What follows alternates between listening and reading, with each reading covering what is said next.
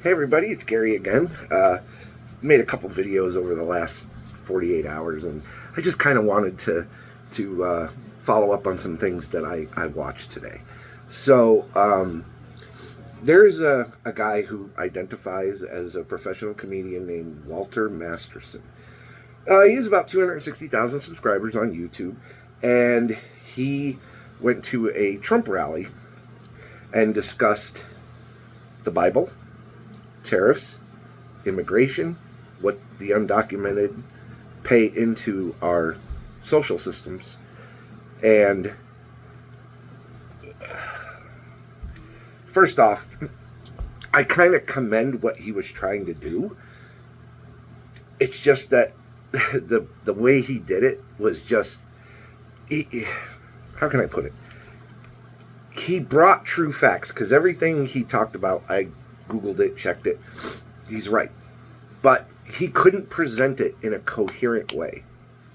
He had to have a friend who was a veteran of the Afghanistan war literally step in to break it down to a level. This is what I talk about, where the people on the left don't know how to talk to the people on the right. You know, the people on the left start getting into these, what I call $5 and $10 words. These people don't know this stuff. And I'm not meaning it in a bad way. It's just not in their repertoire of their dialogue. Right? Like, how many people know what contemporaneous means? I'll give you a minute. Second, whatever. It means to keep things in chronological order. So 1 leads to 2, 2 leads to 3, 3 leads to 4. Everything you do is documented and put into the exact time it occurred. That's contemporaneous. So that's the simple definition. You can go look up the long one. So he starts with a guy who's a t-shirt vendor. And he asks him, he said, "What's your biggest concern?" He goes, "Inflation in the economy." And he explains he has a t-shirt business. He says to the guy, he says, "Well, he said, with the tariffs," he said, "Oh, no, it's going to make the price of my t-shirts come down, because they're going to have to pay that 20% and they can't pass it on to me." And he's like, "No, they pass it on to you." And he couldn't literally explain it, saying that, because the guy was like, no, China pays the tariff. And he says, "No." He said, "The cost gets added to the price of the good, the raw material that you need. So when it's sold to you, it's sold at a 20% or more increase." And he was like, no. So his buddy, the Afghanistan veteran, steps in, breaks it down like this, and he says, "I sell you a shirt for $10. He says, "You're going to sell it to him for 20? He's like, yeah, okay. He said, "I sell you that same shirt for $15 because I put a $5 tariff on it. Are you going to sell it to him for 20? He goes, "Well, no, the government will pay it." He says, no. He says, "I'm selling to you. I'm not selling to a government." He says, "I have to pay that 20% like you pay taxes." And the guy just suddenly kind of went,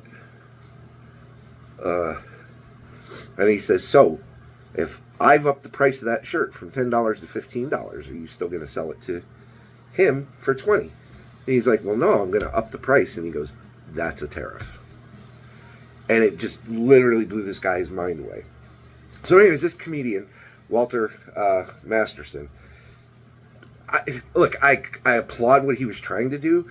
It's just that he was really just obnoxious. First of all, when you're talking to MAGA people and you're doing things, the thing you could say is, "Oh, well, I'm a professional comedian." So a lot of people thought he was joking about the data. And so he should have left that out of it. The other part is because once he did that, people just stopped listening to him. Or he was walking around with the Bible, and it was one of the Trump Bibles. And he was talking, and some girls walked up, and he said, "Have you read the Trump Bible?" And they were like, "No." And he says, and he starts looking at passages for basically welcoming everybody, right? It's in a reference to immigration. And he starts like this obnoxious persona, trying to be like a preacher. And he just lost them. They just walked right away. So, again, this is what I talked about the other day. They don't know how to talk to normal people, right? So, if you're going to have these types of discussions, the thing is you really need to do is just sit down with a bunch of people, MAGA people, whatever, and then present to them the things that, the reason why they voted. So if somebody voted because of inflation, you bring the inflation piece. If they voted because of the economy, you voted because you bring the economy part. If it's undocumented workers, you could bring the Bible thing in there, but here's another thing. He asked everybody, how much do you think undocumented immigrants paid into Social Security, Medicare, basically, the social taxes they take out of your paycheck? Everybody said 0. And he's like, no, it was $96 billion. And they said, no, that's what they took out of it. And he said, no. He said they paid into it. And they were like, well, how? They don't have a Social Security number. He said, no, they have what's called an ITN number. Sorry for that kind of goofy edit. Something was going on. So I was talking about an ITIN number.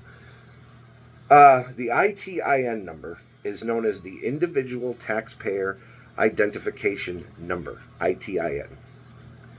And what this is it allows an undocumented worker to present to an employer a way for them to legally take out taxes, right? So they can do the federal, they can do the state, they can do the local, whatever. They can do the FICA, Medicare, etc., etc. So in 2022, and I verified this, they paid over $90 billion into the system. Money they cannot take back. If they stayed here and retired at age 65, they can't go and claim Social Security even though they paid into it because they're not an American citizen. Essentially, that 90 billion plus was used to help prop up Medicare and Social Security. If there's a deportation, a mass deportation, that $96 billion, we'll just say 90 billion plus, because the numbers fluctuated somewhere between 93 and 96 billion, goes away. So does that make Social Security insolvent faster? Yeah, it does. So here's the other part. In Project 2025, they really want to do away with Social Security. And hang on again. Sorry about that. Had to have another interruption. Where was I? I was talking about the undocumented workers cannot claim those benefits out of the system. So that 96 billion or 90 plus billion dollars that's being fed in suddenly stops. Will it make Social Security, Medicare insolvent faster? And then the Project 2025 part, which is what I was getting at, basically wants to do away with the entitlement of Social Security altogether. Well, what do you do to the people who paid in? Like, I'm 53 years old, so I've been working since I was legally on the books, since I was 16 years old, under my Social Security number. So you get these little forms in the mail, and they tell you what your monthly benefit's going to be if you retire at 62, 65, and 67. And if you wait to 70, you get kind of like it's like 120%. I think mine came out to just under $4,000 a month for if I retire at 67. And it was a little over $4,000 if I retire at 70. And that's only 17 years from now, but I don't plan to be in the game that much longer. I think I think at 65 I'm done. At that point, I've been working 40 plus years. It's like I need a vacation because I don't take vacations. But if that's not going to be there anymore, what happens to all the money I paid in? What happens to all the money you paid in? Are they going to give it back? Do you think the government's going to refund the hundreds of thousands of dollars that certain people have paid in? Because you figure in the course of a year, you pay, there's a cap on what you pay into Social Security. And once you've reached that cap, you'll start to see the FICA deduction drop completely off your taxes in your paycheck. And the last time I actually paid attention to it, I had paid in that year just over $11,000, right? So you figure I have, oh, what do you think? Trying to give me a minute here. I'm trying to think of my income. I've paid over the last 2 decades about $230,000 into Social Security just for 2 decades, since I've been making the money I make, and that was reaching the cap every single year. Am I going to get my $200,000 back? No. When they cut the program or it goes belly up or bankrupt, you're not going to see nothing. There is no social safety net other than your 401k. And if the tariffs that this guy was talking about to those Trump supporters kick in, well, what do you think it's going to do to the stock market? It's not going to make it go up. And what is your 401k in? It's usually in stocks. Some people play medium to high risk. What you have to do is be able to time it properly. So, say Trump's tariffs lead us into a recession. What you should be doing is when you start seeing that, and you'll notice because you'll start seeing companies starting to lay people off. You're going to see massive amounts of jobs lost. If the unemployment rate, which is currently at 4.1%, I believe, if you see it jump to 5%, you need to go into your 401k and switch everything to safer. That means it'll be treasury bonds, things of that nature, because they tend to have value. They hold value in a recession. And then when things start getting better, you swap out of those and go back into, like, so we'll say Trump crashes the stock market down to 20 grand, 20,000 points, and from the current market level, which is 43, 44. And he's out in 4 years, if elections still happen. The next administration comes in, Democrat, Republican, whatever, it doesn't matter. They start repairing the economy, and it's going to end up, because the recession that everybody's predicting that Trump could end up causing because of the tariffs would be more severe than the recession of 2008. Basically, people losing their homes, people not being able to even own a car because they can't make money to make car payments. You'll see the request for social benefits such as welfare, SNAP benefits, which is food stamps, will skyrocket through the roof. People will be fighting over jobs that pay basic minimum wage, because unless they raise the minimum wage in the United States, states that do not set their own minimum wage, well, that employer only has to pay you, $7, what is it, $7.75 an hour or $7.25 an hour? I forget what it is off the top of my head, but you're going to have people that were let go of jobs that paid $40,000, $50,000 a year, and now they're going to be fighting over a job that barely pays $15,000 a year. You're going to see housing prices crash. There's going to be like swaths of homes that it's going to be just like '08, just worse. And what happens when people lose their house? And I'll tell you what happens. They trash it. They're so upset that they end up damaging the house. Now, normally, if you lose everything in a situation, you go and claim bankruptcy. Well, according to Project 2025, they want to do away with bankruptcy, which is kind of funny considering Donald Trump claimed bankruptcy 6 times. But they want to get rid of it for individual taxpayers like you and me. So anyways, you default on your mortgage, you default on your car loan. Bankruptcy was a way to prevent having to pay those. But you had to meet certain thresholds. Your income couldn't exceed, I think, $70,000 a year now, and You couldn't have like stocks, bonds that you could cash out to pay the debt. So you went in, you filed Chapter 7, and it basically tells your creditors, leave them alone. And if it gets discharged, you owe zero. Now, the only thing you cannot write off is back taxes. So if you owe the government taxes, and the interest rate on that is pretty insane. Because I remember the first year I ever had to owe money was the first year the Trump taxes went into effect. And normally I'd get back $6,000 or $7,000 because I'm a dad. I have a single child. That year I had to pay $8,000 into the system.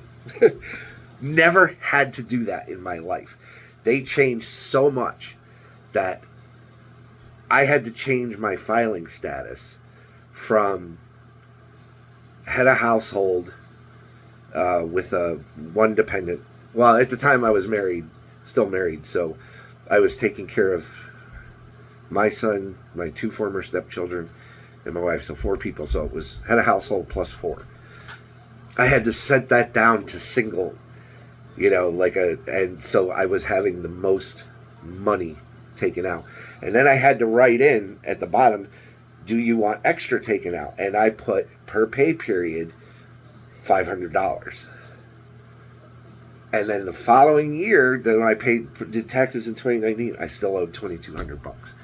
It took my accountant and I almost 2 weeks to dial me in so that the next time I filed taxes, it wasn't going to cost me, and I broke dead even. But I lost a huge chunk of my take-home pay because of having to do this. So, getting back to the original discussion, sorry, I kind of get off track. I do a weave sometimes. Trump calls his weave when he goes off on tangents. This comedian, as I said, Walter Masterson, he's got a video out. It's called MAGA Brains Explode, as I explain how undocumented immigrants pay taxes. But it's not just about that. It's not just what's in the title of the video. It's taxes, tariffs, quoting the Bible. And the video is like an hour long. And 18 minutes in, I had just made so many notes that I'm sitting there going, okay, this guy, okay, well, if he's a comedian, I'm assuming his not a very successful career because I don't find him funny.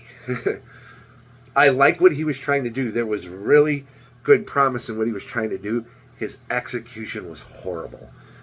If you're going to go out and do this and talk about tariffs to somebody that's in the MAGA crowd, and you can't break it down in simple terms, and you have to have a friend come in to do it, maybe you're not the messenger that should be headlining this video. I really think that he should have sat down and found ways to communicate this. And, if he thinks it's funny the way he's doing it, it's not. It's actually very insulting, which is, one of the big problems Democrats have.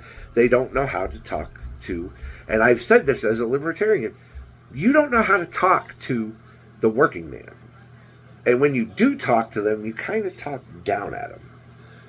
And that's the kind of what he was doing. And I'm like, wow, this is such a great thing, but you fucked it up. And that's plain and simple. So if you get a chance, Walter Masterson, MAGA Brains Explode, as I explain how undocumented immigrants pay taxes. It's worth a look. So anyways, thanks for tuning in. Probably do another video, maybe today, maybe tomorrow. I don't know. I'm kind of getting into this, and I've never been one of those YouTube personalities. When I started my YouTube channel, it was something completely different, and I'll do a background on myself at some point. But, yeah, check it out. Walter Masterson, he's got 260,000 subscribers. The video was posted November 5th. It currently has 253,283 views, 11,000 likes. And you tell me after watching it, what do you think? The content and what he was trying to do? Great. The execution? Bad. Anyways, guys, have a nice night. Enjoy the rest of your weekend, and maybe I'll see you tonight again or tomorrow. Bye.